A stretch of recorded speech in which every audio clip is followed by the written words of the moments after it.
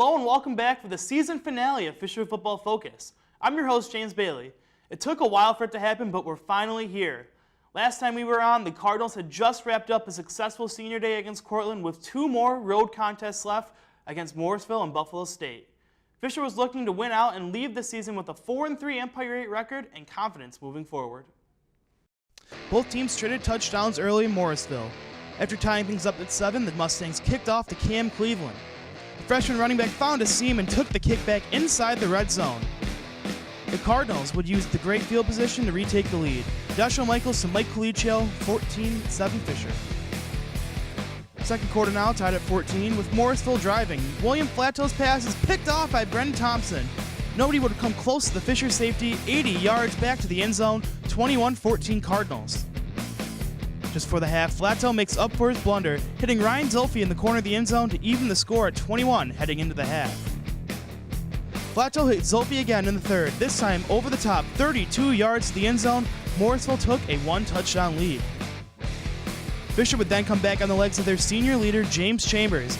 He weaves through the sweeping line for his second touchdown of the game, 28-all in the fourth quarter. It wouldn't be enough, though. Flato hits Rafael Bradshaw in the back of the end zone with just over a minute left on the clock to lock up the win for the Mustangs. Morrisville was led by Flato's 5-touchdown performance. The Mustangs outgained the Cardinals by nearly 200 yards en route to the victory.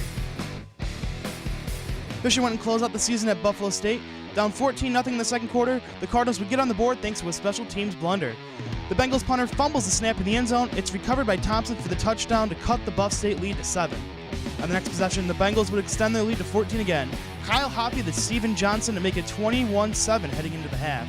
Fisher got some offense going in the third. Chambers scampers in from 12 yards out to pull the Cardinals to within a score. But Buffalo State would be too much. Here, Ant Howellman slips through the Fisher front 7 and takes off for the end zone. The Bengals would go on to win by a final of 35-14.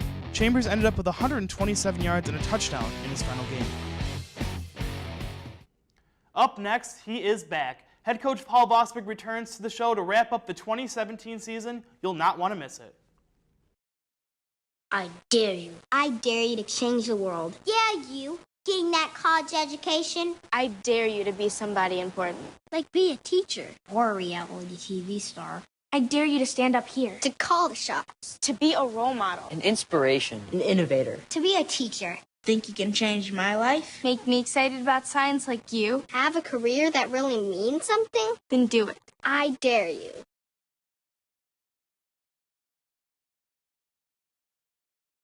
Welcome back to Fisher Football Focus, and we've been waiting a whole season for him, and he's finally back. Head coach Paul Vosberg returns to the show. How you doing, Coach? Not bad. I know you probably could be doing better, and we'll start off by, I know if I would have asked from the preseason, knowing you, you would have said that you would expect your team to go out there 10-0, win every game, and compete in every single one of them, and you'd average 8.5 wins a game for the previous 10 seasons heading into this year. I mean, there's no reason to expect that you wouldn't be competing at the top of the Empire 8. But with that said, knowing that you know now, was there any part of you that thought that maybe this team would struggle at times just based on some of the youth at some positions and some new guys in new places? Well, we knew that coming in, that we were going to be young at a lot of positions. We were graduated 33 seniors the year before. Our senior class this year was only about 15 players, and so we knew we were going to be a little light up top with the upperclassmen. We felt good about some of the underclassmen. We felt good about our freshman class coming in. It was unforeseeable, a couple of the injuries we had, which because of the depth we didn't have, that really hurt us. Brillia is our captain, goes down in the first quarter, first game of the season. There's a kid that had played for us for 3 years and had started the last couple years, and now he's on the sideline from the first quarter on for the rest of the season. So there were some things we didn't know would happen, but we did know going into the game or into the season that we were light as far as in depth, and we were going to be light with experience in that. So, but those were things we thought we could battle through better. And the big thing was we weren't very good in the fourth quarters this year. In the past, if games were close in the fourth quarter, we would find a way to win those games. This year, we did not. Yeah, and you compete in every game. And we're talking a little more about that. I know you mentioned some of the unforeseen injuries, and one of the injuries you definitely couldn't have foreseen at the end of last season was losing Colin Fuico, who looked like he was going to come in and be your quarterback of the future. And when you lost him in the offseason, you had to go out there and you started Joshua Michaels and John Letta, and both guys, sophomore and a freshman, flashed signs of brilliance, and looked great, with Letta, Michaels the pocket passer, Letta kind of the more dual threat, but they also had times where they would go out there and look like the young players that they were. So was it kind of difficult when you're working around having a quarterback situation where you're not necessarily sure what you're going to get game to game and even drive to drive?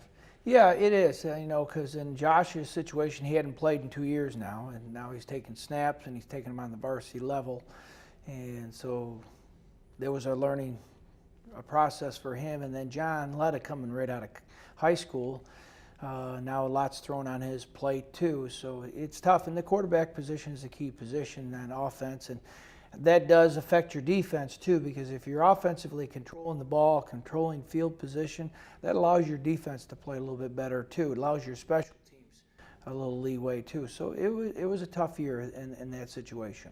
Yeah, and there'd be times where not even game to game changing the starter, but within individual drives where you'd have both quarterbacks out there. So what was kind of the decision making that kind of evolved throughout the season to decide who was going to play when?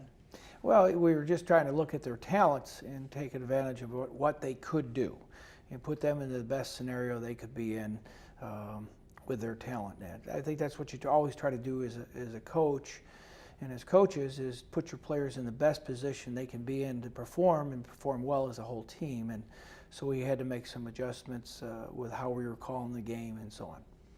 All right, and so you started the season, on a long losing streak there, 0-5. But as you mentioned, always, we talked about it before the cameras came on. You were always competing in almost every single game, and you just mentioned not being able to close out in fourth quarters. But one of the games it wasn't necessarily the fourth quarter you closed it out. It was that Utica game where you closed it off in the fifth overtime, and that was first win of the season here in Groundy Stadium. You just mentioned, this kind of snapped that losing streak, finally got you guys back in the win column. What was that that game and that sort of emotion? How did that kind of flip the season a little bit? Well, it was great that our kids stuck it out for 5 quarters. We almost gave it to them in the fourth quarter. We should have got that game under control in the fourth quarter. When we gave up the safety, that was a critical play, because that now put them within 1 score. And we not only put them within 1 score of us, but then we also gave them the football at the same time. So it was a double-edged sword there at that time.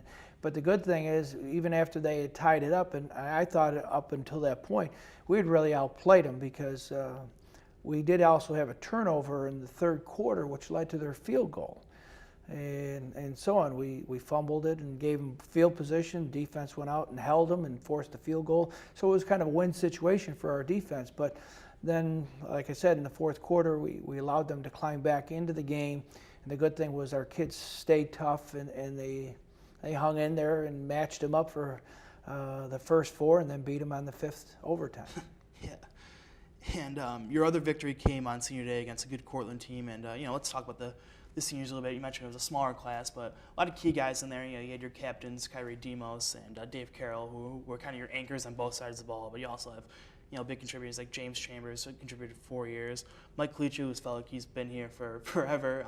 You're losing a lot of these big contributors that have contributed not only this season but all year. So how did the kind of the seniors help lead this team and kind of work through the adversity of obviously not having the senior year that they would have hoped? Well, I think they stayed positive. They were up-tempo during practice and so on and so forth. Did they feel bad about losing? Yes, very much so. They should. They should care a lot about winning and being successful. But they never lost focus as far as, they worked hard each week and tried to get better and stayed positive. And they did and that's why I think we beat Cortland. Cortland was a very good team. Besides, we're the only team in the league to beat Cortland except for Brockport. And so on. Our kids did a good job in that game and came away with a nice victory on their senior day. Yeah, and it's a fitting end for their careers kind of here as Cardinals. So you're also losing not only those seniors, but also losing one of your longtime assistants, Gary Mervis, and he's been here since the beginning. He was actually here before you were, surprisingly enough, but been here all 27 years you've been here. how weird it's going to be going back out there next season and not having Coach Mervis there by your side? Well, it'll be different. Hopefully, he will stray out there every so often and come and see us and so on, and still be around Fisher football. But he's got a lot of other things he's got to do in his life and so on. So I understood why he decided that this would be the last year he'd be an assistant coach for us and so on. But we really appreciate all Gary's done for us, what he's done for the whole school, the college, and so on, and the community of Rochester. Yeah. Look what he's done for the community of Rochester and so on. And he'll continue to do that for the community of Rochester and for all those kids, especially the kids of Camp Good Days. Yeah, Camp Good. Yeah, just wonderful what he's been able to do, not only with this program, but with all that other stuff too. Looking forward a little bit, you haven't been below 500 since 2001. I mean, it was a great stretch of 15 straight winning seasons, and you're kind of back below the line there. But I guess unfortunately for you, you have been here before. That means so how are you going to approach this off season? Maybe a little differently than you would have if you were coming off, say, an 8-3 bowl season. I don't know if we'd really approach it much differently. We sometimes you got to treat winning and losing the same, and the losing just puts a little bit more emphasis on that. We got to go out and do a better job recruiting and getting some recruits and have a strong off season. Make sure our young kids come along and so on. But that's always been an emphasis every year, is to continue to recruit hard and to have a great off season. But I think that everybody, including all the players, I think they understand that even more so. You should never take winning for granted, because you don't know what's going to happen, and things can happen, and they did. And so hopefully we will grow and get better. Adversity is your opportunity to get better, and that's when you grow the most, is when you have adversity and you do step up to it and get after it.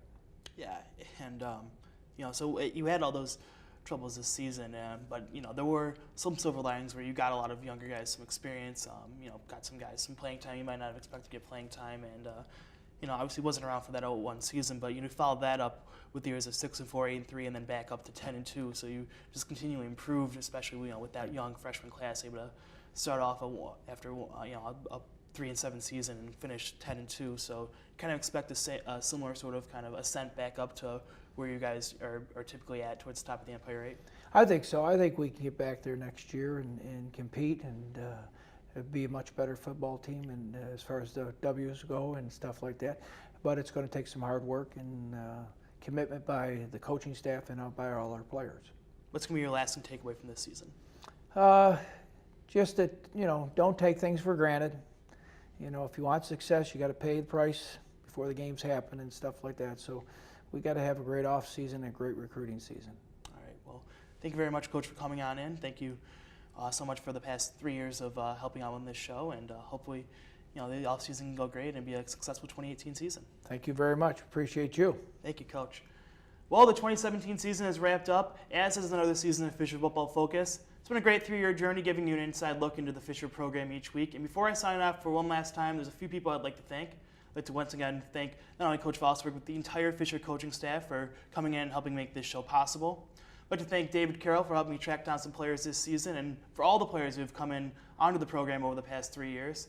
I'd like to thank everyone who's helped out behind the scenes, and I want to especially thank CTV advisor Cecil Felton for his help not only in Fisher Football Focus, but in all of CTV's great programming.